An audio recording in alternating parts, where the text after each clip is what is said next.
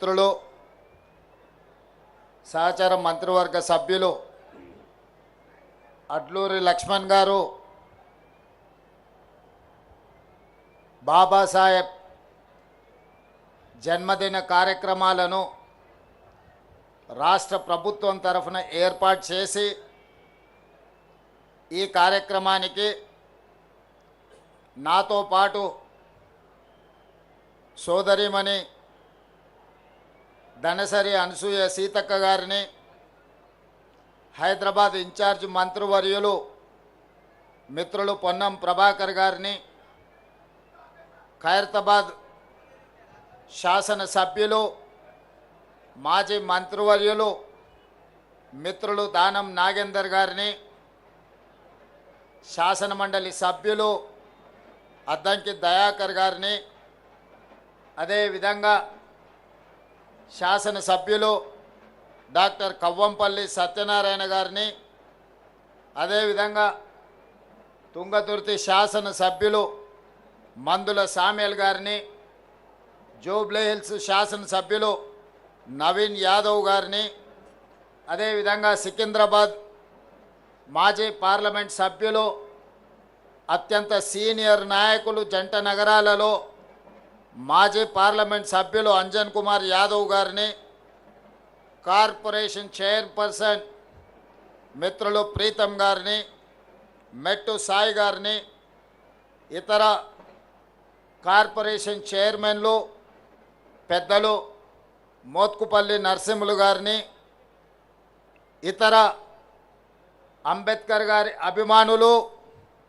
ఈనాడు ఈ కార్యక్రమంలో పాల్గొని అంబేద్కర్ గారి జయంతి ఉత్సవాలను తెలంగాణ రాష్ట్రంలో అద్భుతంగా జరుపుకోవడానికి విచ్చేసిన మీ అందరికీ మనస్ఫూర్తిగా ధన్యవాదాలు, కృతజ్ఞతలు తెలియజేస్తున్న మిత్రులారా, ఒక దేశం ఒక యుద్ధంలో శాంతియుతంగా రక్తం చిందకుండా యుద్ధాన్ని గెలవచ్చని మహాత్మా గాంధీ గారు నిరూపించారు. రవి అస్తమించని సామ్రాజ్యం ఉన్న బ్రిటిషర్స్ను శాంతి ద్వారానే శాంతియుతమైన పోరాటం చేసి శాంతితోనే ఒక యుద్ధాన్ని గెలవచ్చు అని ప్రపంచ దేశాలకు చాటి చెప్పింది మహాత్మా గాంధీ గారైతే, ఆ గొప్ప దేశాన్ని అద్భుతంగా పరిపాలించవచ్చు, ప్రపంచ దేశాలకి ఆదర్శంగా అభివృద్ధి చెయ్యొచ్చు. ముఖ్యంగా దళితులు, గిరిజనులు, ఆదివాసీలు, బలహీన వర్గాలు, మైనారిటీలు, మహిళలకు సమానమైన అవకాశాలు ఇవ్వడం ద్వారా ఈ దేశాన్ని అభివృద్ధి పదం వైపు నడిపించవచ్చు అని ఒక మార్గదర్శనం చేసిన గొప్ప ప్రపంచ మేధావి డాక్టర్ బాబాసాహెబ్ అంబేద్కర్ గారు అని చెప్పి మనం గర్వంగా చెప్పుకోవచ్చు.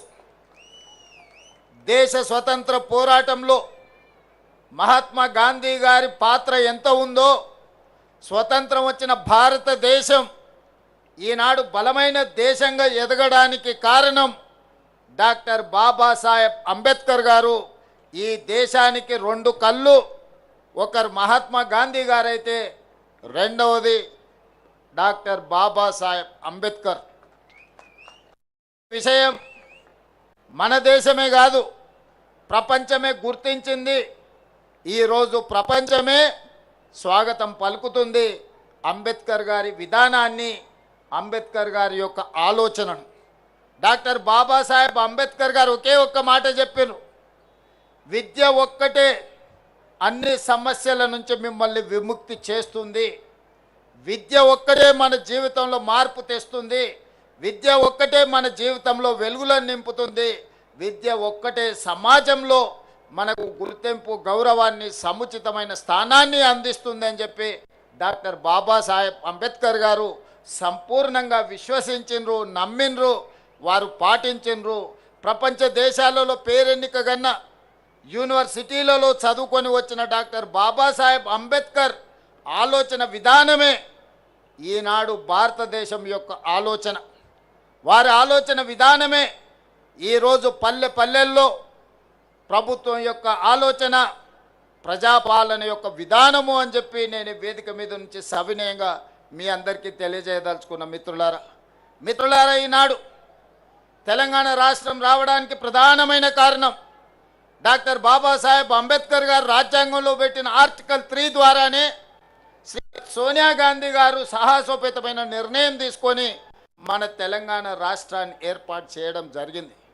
తెలంగాణ ఉద్యమంలో మీకు అందరికీ తెలుసు, దళితులు, గిరిజనులు, ఆదివాసీలు, బలహీన వర్గాలకు సంబంధించిన పిల్లలే పోరాటంలో ముందు భాగాన నిలబడడమే కాదు, ఆత్మ బలిదానాలలో వాళ్ళే ప్రత్యేకమైన పాత్ర పోషించి ఈనాడు తెలంగాణ రాష్ట్రాన్ని సాధించుకోవడంలో వాళ్ళు ప్రత్యేకమైన పాత్ర పోషించారు. వాళ్ళే కాదు, ఈనాడు గుర్తు చేసుకోవాల్సింది గద్దరన్న తిరగని గల్లీ ఉందా, గద్దరన్న గజ్జె కట్టి గొంగడి తెలంగాణ ఉద్యమాన్ని ఉవ్వెత్తున లేపిన విషయం ఈ చరిత్ర, ఈ సమాజం మర్చిపోతుందని ఎవరైనా అనుకుంటే అది వాళ్ళ భ్రమనే.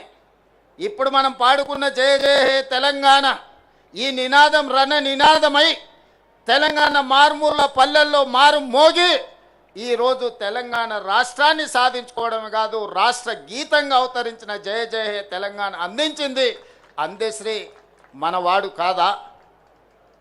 తెలంగాణ వచ్చిన 10 సంవత్సరాలలో ఈడున్న దళిత మేధావులను, ఆదివాసీ మేధావులను, నిరజ మేధావులను, తెలంగాణ మేధావులను నేను అడుగుతున్నా, తెలంగాణ రాష్ట్రం వచ్చిన మొదటి 10 సంవత్సరాలలో ఉద్యమంలో ముందు భాగాన నిలబడ్డ వాళ్ళ పరిస్థితి ఎలా ఉండే, ఉద్యమాన్ని ప్రజలకు చేరవేసి ప్రపంచానికి ఎలుగెత్తి చాటిన గద్దరన్న అందశ్రీల పరిస్థితి ఏ విధంగా ఉండే మీరు ఒక్కసారి ఆలోచన చెయ్యండి.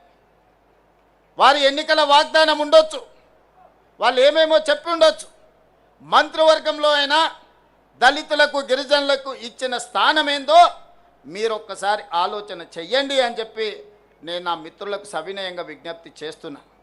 మిత్రులారా, ఆనాడు మంత్రివర్గంలో ఉన్న స్థానం ఎంత, సంఖ్య ఎంత, ఏ జాతికి ఎంతుండేనో మీరు లెక్కేసుకోండి. ఈనాడు ఈ దళితులకు, గిరిజనులకు ఈరోజు మంత్రివర్గంలో ఉన్న లెక్కెంతనో మీరే లెక్కించి నాకు చెప్పండి.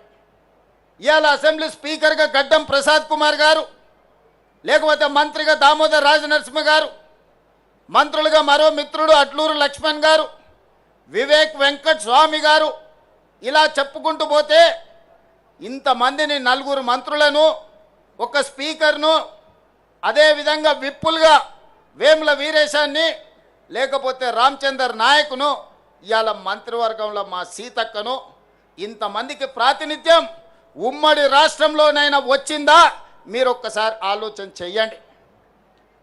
ఇవాళ మిత్రులారా, బట్టి విక్రమార్క గారు మా మిత్రుడు, ఉప ముఖ్యమంత్రిగా సమర్థవంతంగా ఈనాడు పని చేస్తున్నాడు. సిఎల్పి లీడర్గా ఉంటే ఓర్వలేక హోదా తగ్గించి ఆయనను అవమానించే విధంగా అవమానకరంగా సిఎల్పి నాయకుడిగా తొలగించుకున్న చరిత్ర కళ్ళ ముందలనే ఉంది కదా. వారు బడ్జెట్ పెడితే ఆ బడ్జెట్ను అవమానించే విధంగా ఇవాళ మాట్లాడుతున్న వాళ్ళని చూస్తున్నాం కదా. అంటే ఒక దళిత బిడ్డ ఆర్థిక మంత్రిగా ఉండకూడదా? ఒక దళిత బిడ్డ వైద్య ఆరోగ్య శాఖ మంత్రిగా ఉండకూడదా? ఒక దళిత బిడ్డ విద్యుత్ శాఖ మంత్రిగా ఉండకూడదా? మీరు ఒకసారి ఆలోచన చేయండి. ఒక దళిత బిడ్డ స్పీకర్గా వేదిక మీద కూర్చోవద్దా?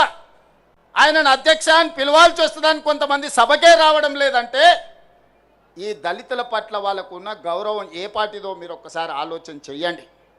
అందుకే వాళ్ళను మోసం చేసిన ఏ జాతి అయితే అవమానానికి గురైందో ఆ జాతే సభాధ్యక్షుడు హోదాలో కూర్చుంటే ద్రోహం చేసిన వాడు మాట్లాడాలన్నా అధ్యక్ష నాకు మైక్ ఇవ్వాలి అని అడుక్కునే పరిస్థితి ఈరోజు తెలంగాణ రాష్ట్రంలో ప్రజా ప్రభుత్వం కల్పించిందన్న విషయం ఈరోజు మా మిత్రులకు గుర్తు చేయదలుచుకున్నా.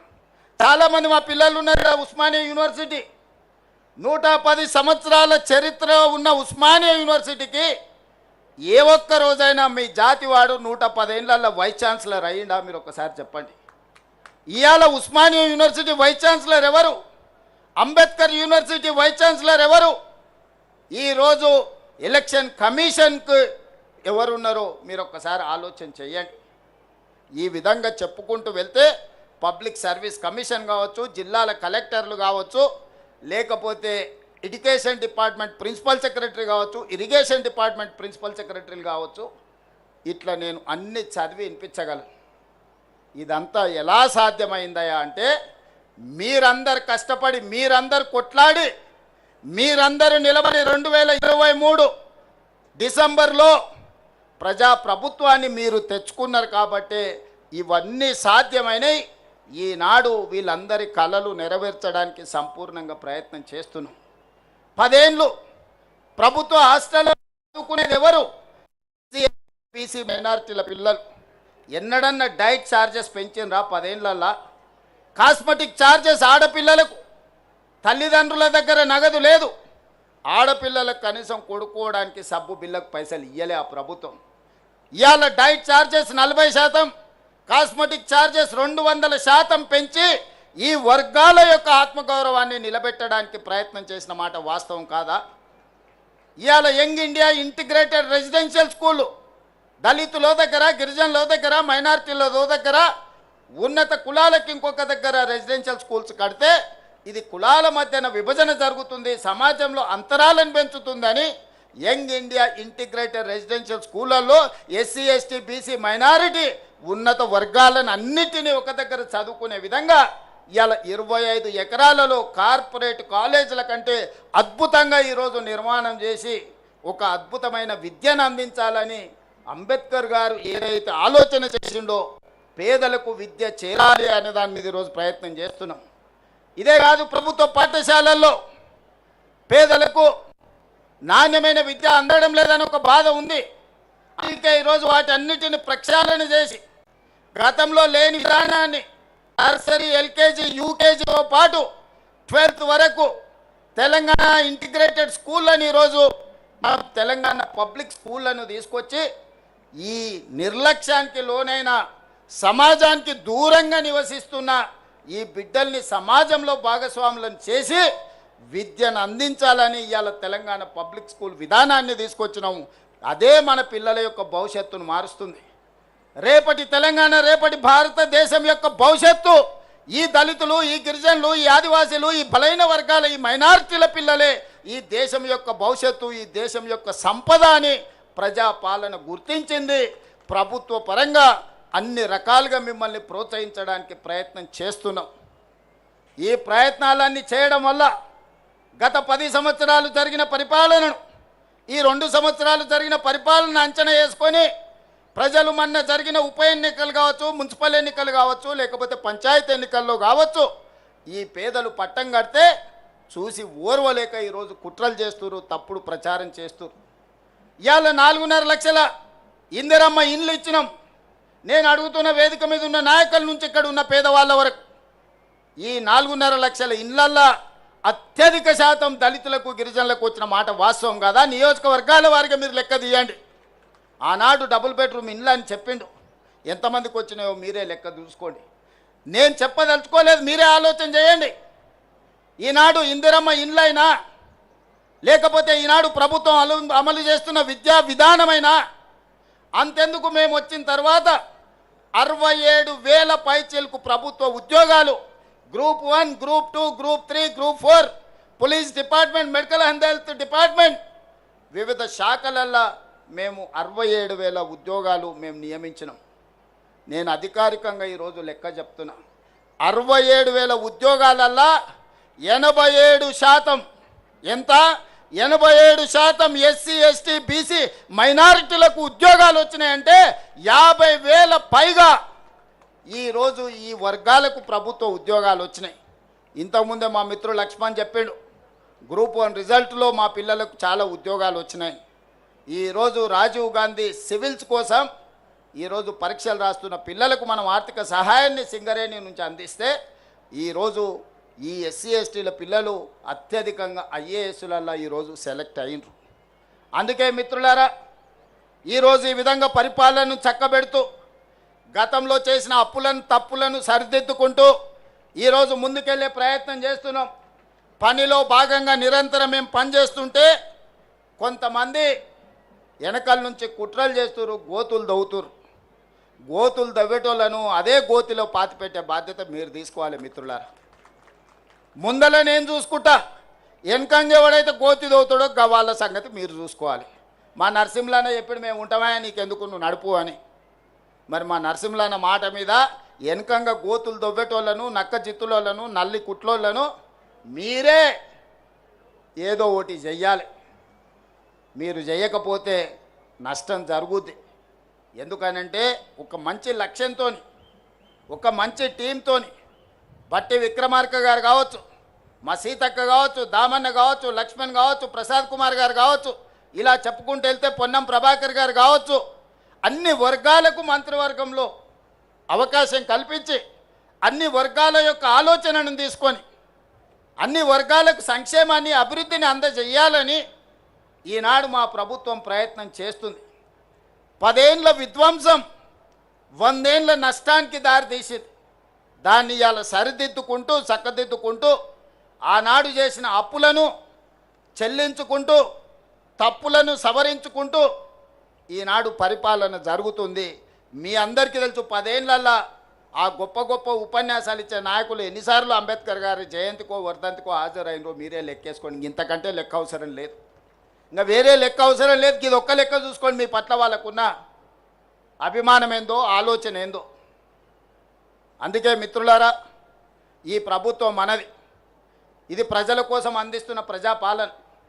ఈ ప్రజాపాలనను కాపాడుకునే బాధ్యత మనది, ప్రజాస్వామ్యాన్ని కాపాడుకునే బాధ్యత మనది. అందుకే ఇవాళ కేంద్ర ప్రభుత్వం మహిళా రిజర్వేషన్ల గురించి, నియోజకవర్గాల పునర్విభజన గురించి, సీట్ల పెంపు గురించి కలగాపులగం చేసి మాట్లాడుతున్నారు. మహిళలకు మీరేం చేసిందని మమ్మల్ని సవాల్ విసురుతున్నారు. నేను ఒక్క మాట చెప్పదలుచుకున్నా. ప్రపంచంలో చాలా దేశాలలో మహిళలకు ఓటు హక్కు లేనప్పుడు పురుషులతో పాటు సమానంగా డాక్టర్ బాబాసాహెబ్ అంబేద్కర్ గారు మహిళలకు ఓటు హక్కు ఇచ్చి ఈ ప్రభుత్వాన్ని ఎన్నుకునే అధికారాన్ని ఆడబిడ్డల చేతుల్లో పెట్టాడు. మహిళలకు మన దేశంలో పురుషులతో సమానంగా డాక్టర్ బాబాసాహెబ్ అంబేద్కర్ గారు ఓటు హక్కు ఇచ్చే వరకు చాలా దేశాలలో మహిళలకు ఓటు హక్కు లేదు. మహిళలు బయటికి వచ్చి బహిరంగంగా తిరిగే పరిస్థితి లేని రోజులు. ఆ రోజుల్లోనే డాక్టర్ బాబాసాహెబ్ అంబేద్కర్ గారు మహిళలకు ఓటు హక్కు ఇచ్చి సమానమైన అవకాశాలను పురుషులతో పాటు సమానంగా సమానమైన విలువ ఆధారిత ఓటు హక్కునిచ్చిండు.